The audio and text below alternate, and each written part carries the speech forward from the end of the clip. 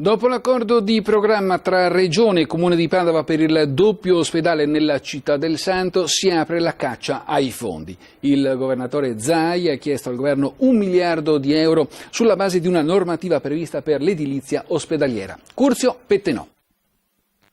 Siglato l'accordo tra Regione e Comune di Padova per i 2 poli ospedalieri con l'attuale sito di via Giustiniani, ospedale cittadino da sistemare, e il nuovo policlinico universitario da realizzare nei terreni a Padova Est, ora servono i soldi per le opere.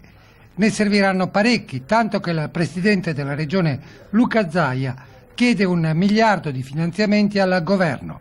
Adesso si va avanti e si chiedono le risorse, sto per scrivere una lettera che chiede 1 miliardo di euro al fondo dell'articolo 20 a livello nazionale e stiamo costruendo la struttura del finanziamento, visto e considerato che realizziamo 2 ospedali per 1.800 posti letto. Puntate sull'autonomia, poi dovete chiedere i soldi a Roma per fare gli ospedali. No, sono soldi nostri, chi è che dice queste robe?